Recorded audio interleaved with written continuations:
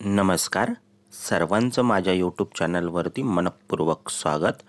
मी प्राध्यापक BS दहीफळे, श्री शिवाजी विद्या मंदिर व कनिष्ठ महाविद्यालय औंध पुणे आपणासाठी घेऊन आलो आहे. या यूट्यूब व्हिडिओच्या माध्यमातून 11वी सहकार या विषयाच्या द्वितीय सत्र परीक्षेच्या प्रश्नपत्रिकेचा आराखडा किंवा प्रश्नपत्रिकेचं स्वरूप नेमकं कसं असणार आहे हे आपण समजून घेऊया या यूट्यूब व्हिडिओच्या माध्यमातून. चला सुरुवात करूया 11वी सहकार या विषयाच्या प्रश्नपत्रिकेचं स्वरूप समजून घेण्याला.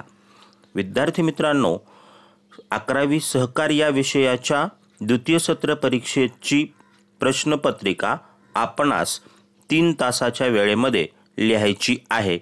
एकूण प्रश्नपत्रिका 116 गुणांची असेल. त्यापैकी 80 गुणांची प्रश्नपत्रिका 3 तासाच्या वेळेत तुम्हाला सोडवावी लागणार आहे.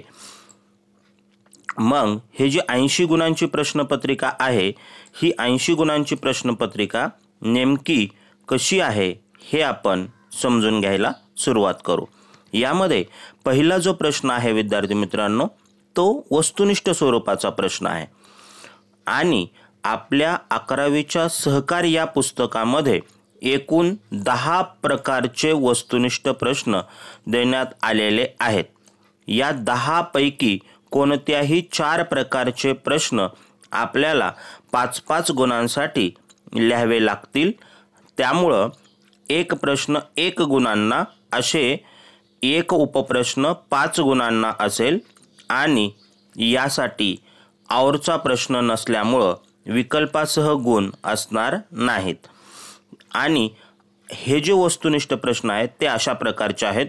खालील दिलेल्या पर्यायामधून योग्य पर्याय निवडून विधाने पूर्ण करा व पुन्हा लिहा. हा एक प्रकारचा वस्तुनिष्ठ प्रश्न. ब. योग्य जोड्या जुळवा. क. खालील विधानांसाठी एक शब्द किंवा शब्दसमूह लिहा. ड. खालील विधाने चूक की बरोबर ते लिहा. ई. खालील विधाने पूर्ण करा. एफ किंवा फ. अचूक पर्याय निवडा. ग. एका वाक्यात उत्तरे लिहा. ह. खालील वाक्यांतील अधोरेखित शब्द दुरुस्त करून वाक्य पुन्हा लिहा. ई. गटात न बसणारा शब्द शोधा. आणि ज. योग्य क्रम लावा. अशा एकूण असलेल्या 10 प्रकारच्या वस्तुनिष्ठ प्रश्नांपैकी कोणतेही 4 प्रकारचे वस्तुनिष्ठ प्रश्न 5-5 गुणांसाठी आपणास पहिल्या प्रश्नामध्ये विचारले जातील. त्यामुळं पहिला प्रश्न हा एकूण 20 गुणांसाठी असेल. त्यानंतर प्रश्न दुसरा बघूया. प्रश्न दुसरा आहे, खालील संज्ञा किंवा संकल्पना स्पष्ट करा.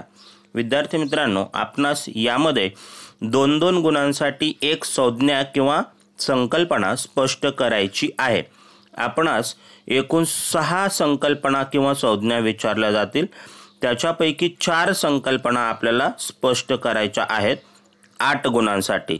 म्हणजे एक संकल्पना 2 गुणांसाठी, अशा 4 संकल्पना 8 गुणांसाठी आपल्याला स्पष्ट करायच्या आहेत. आवरच्या गुणांसहित हा प्रश्न 12 गुणांचा आहे. त्यानंतर प्रश्न क्रमांक 3 पाहूया. खालील प्रश्नांची उत्तरे लिहा. आता या ठिकाणी आपल्याला उपयोजनावर आधारित किंवा स्वमतावर आधारित काही प्रश्न दिलेले आहेत. विद्यार्थी मित्रांनो, आपल्या सहकार विषयाच्या पुस्तकामध्ये सुद्धा प्रत्येक प्रकरणाच्या शेवटी स्वाध्यायामध्ये जे उपयोजनावर किंवा स्वमतावर आधारित प्रश्न विचारलेले आहेत, अगदी तसे किंवा त्या प्रकारचे प्रश्न आपणास विचारले जातील. हे एक प्रश्न 3 गुणांसाठी लिहायचा असतो आणि एकूण 3 प्रश्न विचारले जातील. त्यापैकी 2 प्रश्न लिहायचे असतात. म्हणजे एक प्रश्न 3 गुणांना, असे 2 प्रश्न आपल्याला 6 गुणांसाठी लिहायचे असतात. आणि आवरच्या गुणांसहित विचार करता एकूण 3 प्रश्न विचारले जात असल्यामुळं हा प्रश्न एकूण 9 गुणांसाठी असतो. त्यानंतर प्रश्न 4 असेल, फरक स्पष्ट करा. आपल्याला फरक स्पष्ट करायचा असतो. हा फरक एक फरक 4 गुणांसाठी स्पष्ट करावा लागतो, म्हणजे तो किमान 4 मुद्द्यांमध्ये स्पष्ट होणे अपेक्षित आहे। या फरक स्पष्टकरामध्ये एकूण 4 फरक विचारले जातात, त्यापैकी कोणतेही 3 फरक आपल्याला स्पष्ट करायचे असतात 12 गुणांसाठी। म्हणजे एक फरक 4 गुणांसाठी, असे 3 फरक 12 गुणांसाठी आपल्याला स्पष्ट करायचे असतात।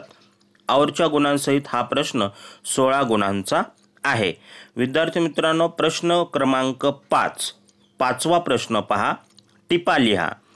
यामध्ये टिपा स्पष्ट करायच्या असतात किंवा लिहायच्या असतात आणि एक टिप आपल्याला 4 गुणांसाठी लिहायची असते।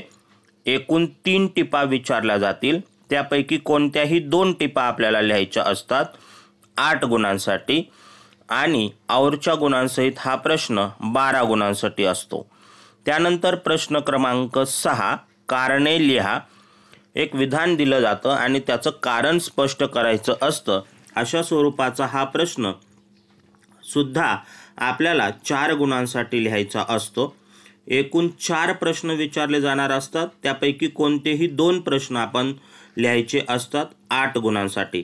म्हणजे एक प्रश्न 4 गुणांसाठी, असे 2 प्रश्न 8 गुणांसाठी आपल्याला 80 मार्काच्या प्रश्नपत्रिकेत सोडवावे लागतात आणि औरच्या गुणांसहित हा प्रश्न 16 गुणांचा आहे, हेही आपल्याला लक्षात घ्यायला हवं।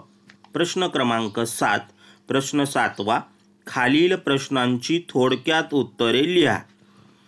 आता खालील प्रश्नांची थोडक्यात उत्तरे लिहा हा प्रश्न आपल्याला एकूण एक प्रश्न 5 गुणांसाठी लिहायचा असतो। यामध्ये एकूण 3 प्रश्न विचारले जातात, त्यापैकी कोणतेही 2 प्रश्न आपल्याला 10 गुणांसाठी लिहायचे असतात। एक प्रश्न 5 गुणांसाठी, असे 2 प्रश्न 10 गुणांसाठी लिहावे लागतात आणि यासाठी एकूण 3 प्रश्न विचारलेले असल्यामुळे औरच्या गुणांसहित हा प्रश्न 15 गुणांसाठी असतो। आणि शेवटचा जो प्रश्न आहे विद्यार्थी मित्रांनो, तो आहे प्रश्न क्रमांक 8, खालील प्रश्नांची उत्तरे लिहा। हा जो दीर्घोत्तरी प्रश्न आहे किंवा या प्रश्नाचं सविस्तर उत्तर आपल्याला लिहिणं अपेक्षित असतं।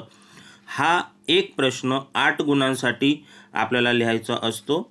एकूण 2 प्रश्न विचारले जातात, त्याच्यापैकी एक प्रश्न 8 गुणांसाठी आपल्याला लिहायचा असतो। एकूण 2 प्रश्न विचारले जात असल्यामुळे औरच्या गुणांसहित हा प्रश्न 16 गुणांसाठी विचारला जातो। विद्यार्थी मित्रांनो, पहा, या ठिकाणी आपल्याला 3 तासाच्या वेळेमध्ये 80 मार्कांची जरी प्रश्नपत्रिका सोडवायची असेल तरी आपली सहकार विषयाची एकूण प्रश्नपत्रिका मात्र 116 गुणांची असते। म्हणजे 116 गुणांच्या प्रश्नपत्रिकेपैकी 80 गुणांचे प्रश्न 3 तासाच्या वेळेत आपल्याला द्वितीय सत्र परीक्षा देत असताना लिहायचे असतात। आणखी एक अत्यंत महत्त्वाची बाब अशी की विद्यार्थी मित्रांनो, सहकार विषयाच्या पुस्तकातील प्रत्येक प्रकरणाच्या शेवटी देण्यात आलेल्या स्वाध्यायातूनच बहुतांश प्रश्न हे विचारले जातात, हेही आपण लक्षात घ्यावे। अशा प्रकारे या यूट्यूब व्हिडिओतून आपण 11वी सहकार या विषयाच्या द्वितीय सत्र परीक्षेच्या प्रश्नपत्रिकेचा आराखडा समजून घेतला। या प्रश्नपत्रिकेच्या आराखड्याची PDF स्वरूपातील लिंक आपणास डिस्क्रिप्शन बॉक्समध्ये सुद्धा पाहायला मिळेल। धन्यवाद।